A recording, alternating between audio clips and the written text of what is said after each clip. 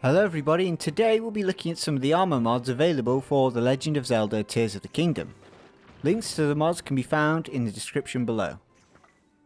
Now the first mod we'll be looking at is the Zonai Link mod, which is made by ToRiCoChi.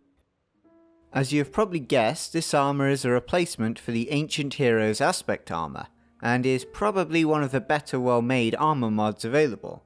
In fact, I'd probably go as far to say it's one of the better made mods in general. Now the reason I'm showcasing this mod when it's slightly darker is because it actually has glowing horns, which are much more prevalent when in the dark, although don't expect them to light up a room like the Minus set does. Another small detail this mod has is that both of Link's eyes can blink while wearing the armor, along with his new third eye that resides on his forehead, which Link was unable to do while wearing the normal Heroes Aspect armor. Another big change is that Link is now able to express a wide array of emotions and facial movements, largely thanks to the fact that his mouth now actually moves. The best way to describe this mod is, what if Link was a Zonai, as it retains certain aspects of Link and his champion's tunic, but also gives him a pair of horns and 3 eyes, and makes him look like a Zonai, as opposed to the original set, which remains quite static, with Link receiving no blinking animations, no facial movement.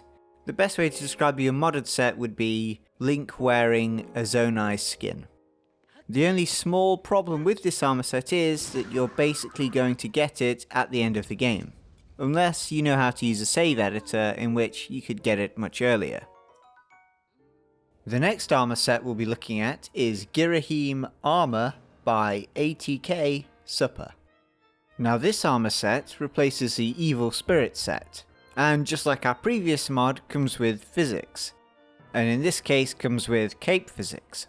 Now since this armor is made up of 3 individual pieces, you can mix and match, although it will look rather odd thanks to Ghirahim's proportions compared to Link's.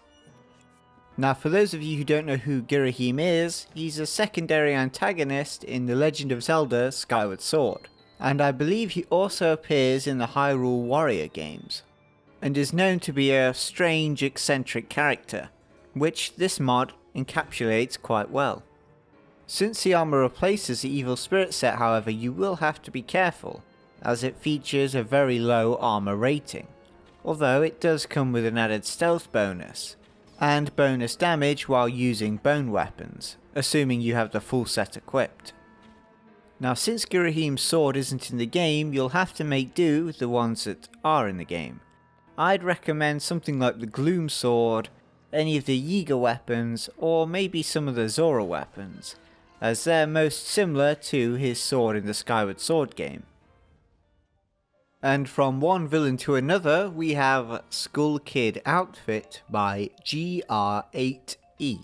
Now this set replaces 2 pieces of the Barbarian armor, both the legs and the torso, and replaces the Majora's Mask headpiece. There's also a standalone version of this armor set, which means basically it doesn't replace anything and it adds its whole new own armor set.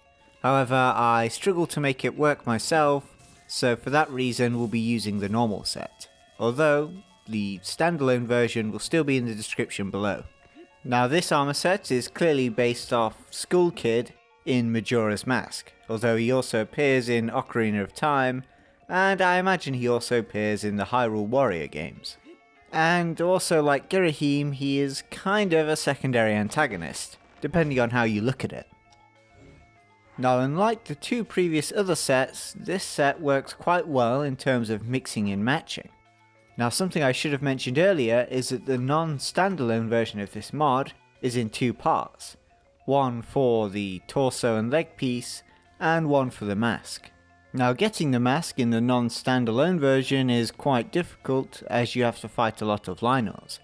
However, once you have the mask, you'll be able to walk into enemy encampments without them suspecting a thing, as it works as a universal monster mask. Boss enemies, and those that aren't affected by masks however, will still attack you. The next armor set we'll be looking at is the Ancient Armor set by Lintenso, which can be purchased from CC inside her shop. Now I'm sure most of you recognise this armour, or at least the ones that have played Breath of the Wild. Now obviously the effects that the armour brings in Breath of the Wild isn't really applicable to Tears of the Kingdom. So at the moment the armour set just reduces the drain on your Zonai batteries, just like the Zonai Armor. In fact, it also has the same armour rating as the Zonai Armor as well. However, even after the set is fully upgraded, you don't get the additional effect the Zonai Armor has, which is an increase in the recharge rate of your Zonai batteries. By far the best feature of this mod, however, is that there are 3 different versions. One version allows you to change the colour of the glowing effect. Another version changes the colour of certain parts of the armour. And the final version changes both the glowing effect and the colour of the armour. Another thing I'd like to mention, which isn't directly related to this armour set, is that this mod is actually a part of a much larger mod which is yet to be released. The name of the mod being the Sheikah Renaissance by Tears of the Fifth, Lintenso and Asta, which aims to bring back some of the old Sheikah technology into Tears of the Kingdom. A link to which I'll also be leaving in the description, so you can keep an eye on its progress. Although obviously, as I said before, the mod is yet to be released. Although I'm sure I'll do a video on it once it is. The last armor set we'll be looking at is Twilight Princess Magic Armor, which is once again by ATK Supper, and also has a standalone version, which I struggled to get to work, but will also be in the description below as it's probably an error on my part. Now this armor set once again is a replacer, and replaces the Mystic armor set, which to those of you who have played Twilight Princess is actually quite fitting, as in the original game the armor slowly drained your rupees, and drained even more when you're hit.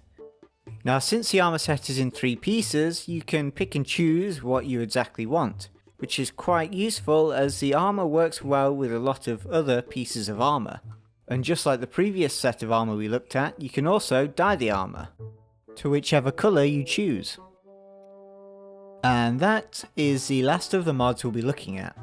If you want to download any of the mods, they will be in the description below. Thank you for watching and I'll see you next time.